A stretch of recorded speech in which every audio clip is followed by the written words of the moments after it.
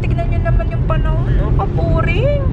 Excited ako kapag may balikbayan ba. Masarap tong sardinas na to. Ito yung favorite ko na sardinas. Hindi pa niya to natatry. Balikbayan. Uy, ang ganda nito. Whatsoever. Hindi ko alam kung nanalo ba ako sa giveaways or hindi ko alam. Basta siguro sa Ligo to.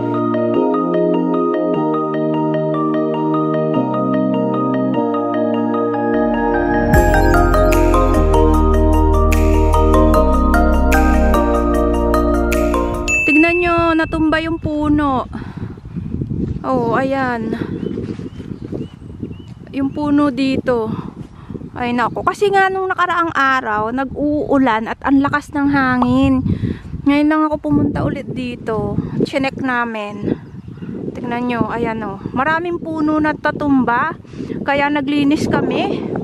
Tignan pa natin dito banda. Look at the water there. It looks, alam nyo ba yung tubig? Super na-stagnant yung tubig doon. 'Di ba meron drainage diyan? Ngayon yung tubig, nagkaroon ng tubig doon banda. Ewan namin kung bakit. But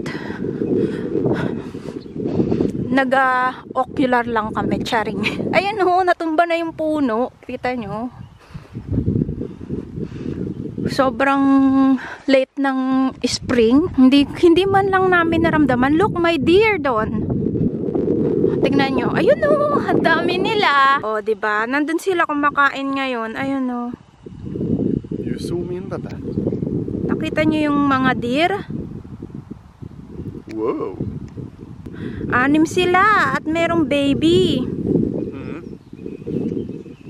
Okay, baby, do you go up in the tower? Ang dami talaga ditong deer.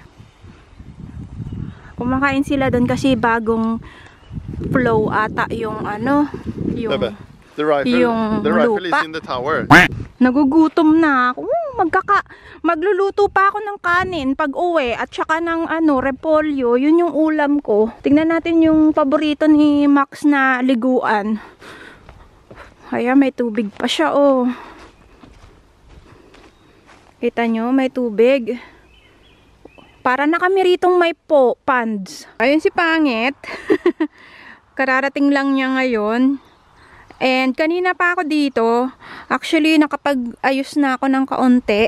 And, 'di ba nasira yung bintana? Ayan, ang itsura niya ngayon. Natanggal yung salamin niya.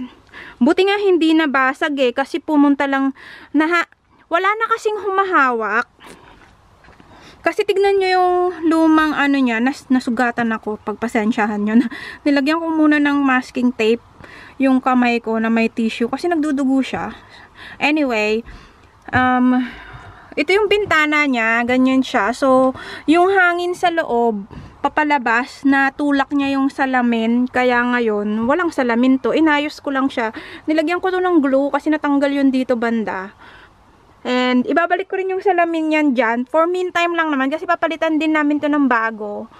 And hindi ko siya aayusin ng bongga. Hanggang sa malagay ko lang yung salamin.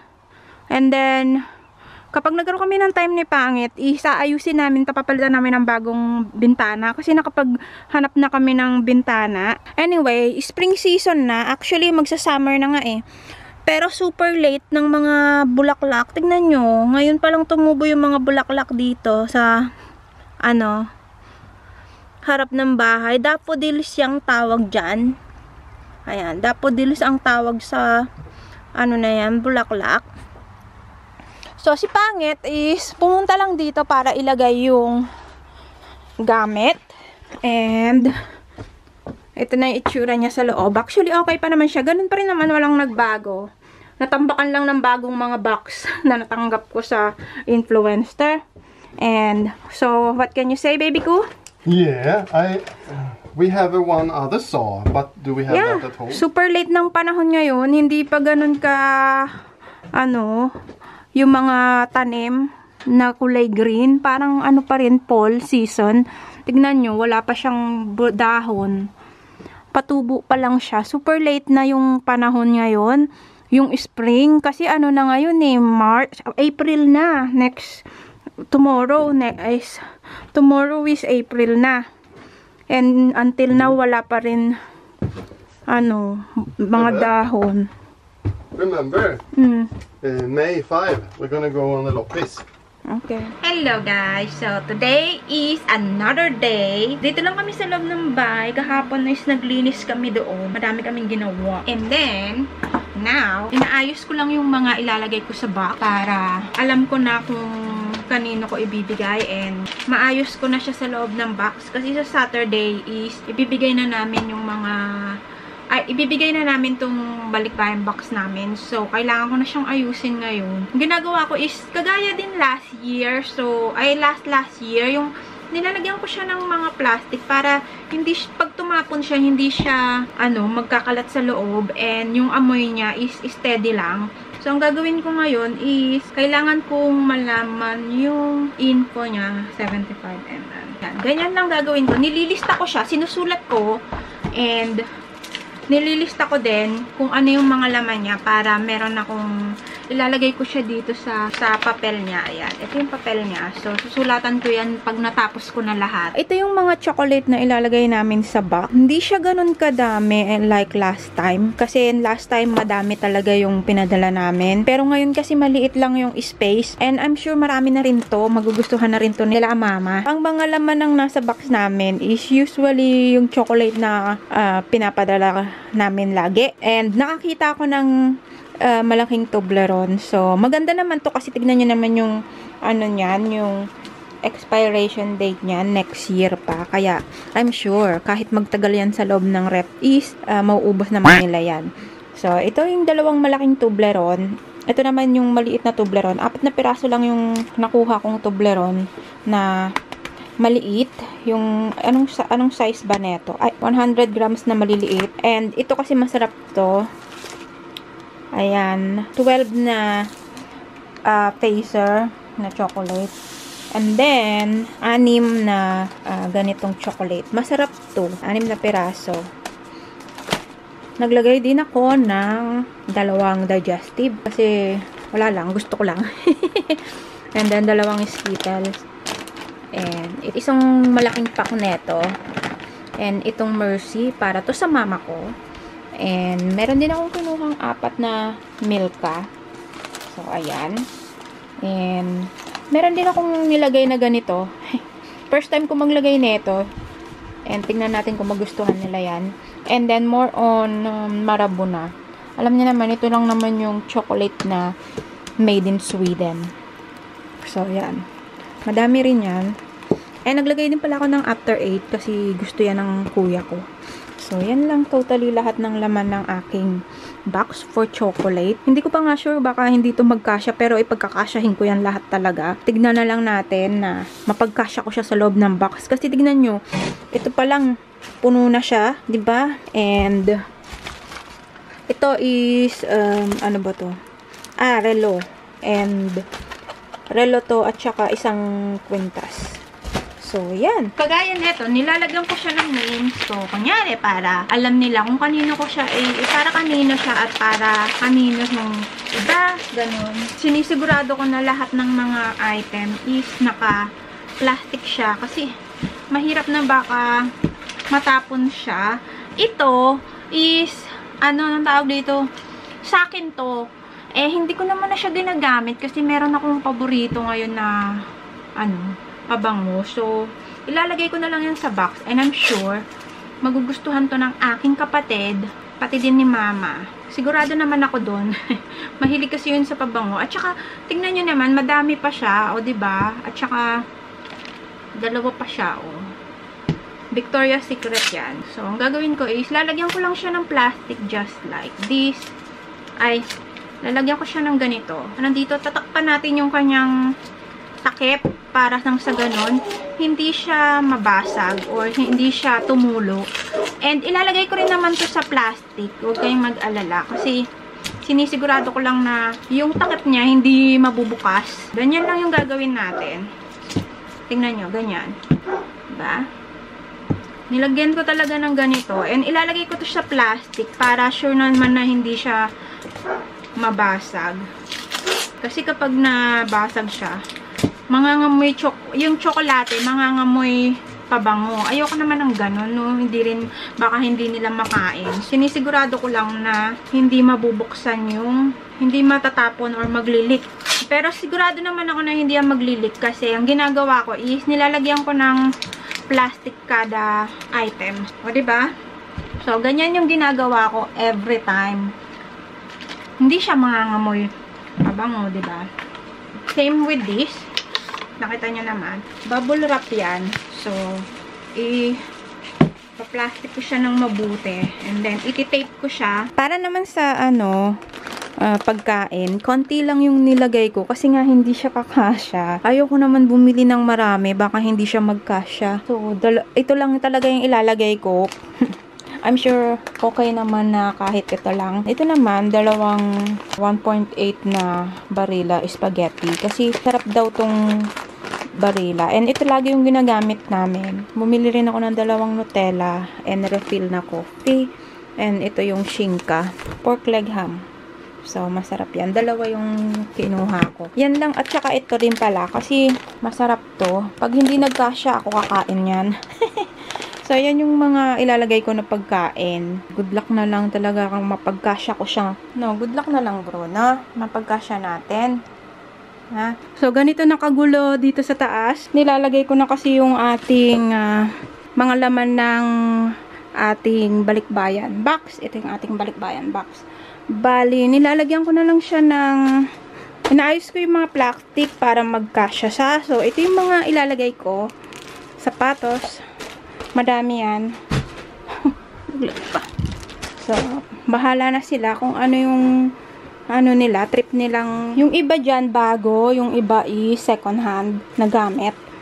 And then, meron din tayong ilalagay na Nutella, of course, dalawa. Ayan, nakalagay na siya sa plastic. Meron ding lotion. Ito siya, may pangalan na siya para alam nila. And ito din, napakita ko naman na to sa inyo nung nakaraan kung ano-ano yung mga laman ng ating box. And yung chocolate natin, hindi ko alam, baka hindi sila magkasya, kaya ang gagawin ko is ipapasok ko na lang sila dito sa loob na itong Lego na box. Siguro naman kakasya to dito. And I'm sure kakasya naman siya. Kasi sayang yung space.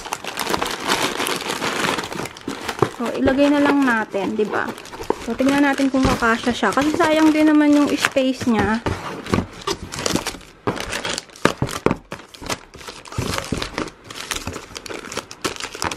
Yes, kasya naman pala siya. So, okay na yan dyan. See? Ibabalik lang natin siya ulit sa loob ng box. So, ganyan yung magiging itsura niya. Nilagay ko din yung chocolate dito sa loob. Kasi sayang yung space. Ito lang naman yung laman niya. So, para magamit natin yung buong box. Diba? Sayang naman kasi kung hindi natin magagamit yung space. Ilagay na lang natin siya sa loob ng box. Ang hirap.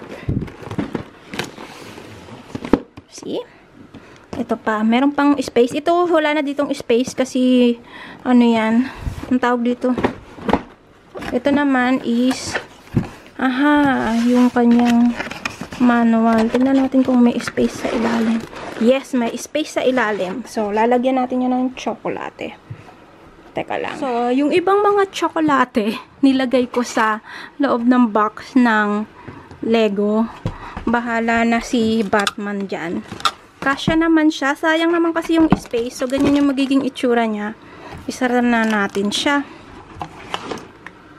Sasabihan ko na lang yung kapatid ko na nilagay ko yung mga tsokolate sa loob ng box. So, yan na ang itsura niya. Sayang din kasi yung space. Ito naman yung isa. O, diba? So, yan yung itsura niya.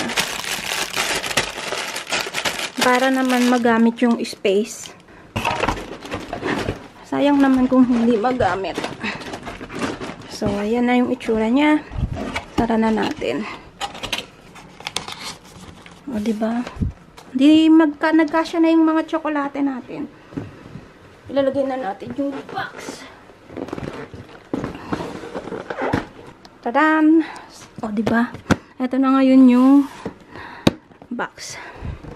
And, ibabalik lang natin siya ulit sa kanyang lagayan. So, yan yung kanyang itsura. Ilalagay natin siya dito sa loob ng box. Hala! Nagulat naman ako sa pusa na to. Nasa loob ng box. Ano gawa mo dyan, hoy? Ikaw talaga. And, ilalagay din natin yan dito sa loob ng box. Napagod ako. So, nalagay ko na yung box niya ulit. So, nasara ko na siya. And, ngayon, ilalagay na lang natin yung ibang chocolate. So, I think kasya naman siya dyan, no? Tadam! And, ito din.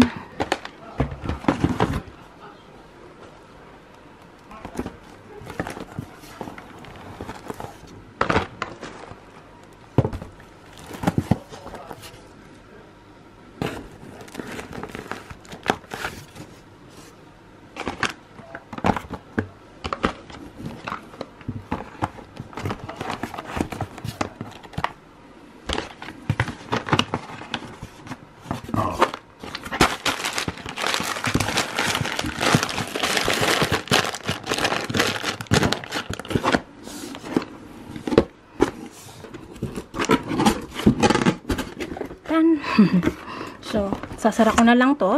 And then, ito na lang yung iba pa na ilalagay natin na tsokolate. And ito pa, may natitira pang chocolate na ilalagay natin. So, sasara ko muna yung Lego. And then, ibabalik ko siya dito. And, kailangan ko pa i-vacuum yung mga ibang damit na nandyan. Taran! Ito na yung box natin. Nabalot ko na yung ilalim niya. And, ang ginamit ko is itong duct tape. Duct tape ba tawag dito? O, duct tape nga. Duct tape ang ginamit ko. And, tingnan nyo naman. Binalot ko yung buong ilalim niya. Lagi ko itong ginagawa na ganyan para hindi bumigay yung ilalim ng box ninyo. Babalutin din natin ng buong duct tape yung buong katawan niya. Ang iiwan lang natin is ito, handle with care, tsaka itong sa gilid. Itutuloy ko lang yung pagbabalot niya hanggang sa matabunan natin yung buong katawan niya. So, yep.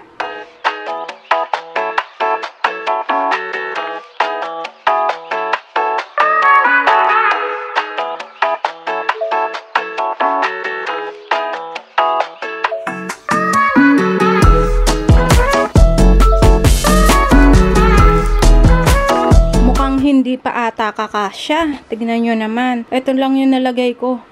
Meron pang 2 Toblerone. Ito pa. Tsaka yung mga shoes. Hindi pa. Good luck kung mapagkakasya ko. Hala. Sana magkasya siya. Kundi hindi ko siya masasara. Ay naku.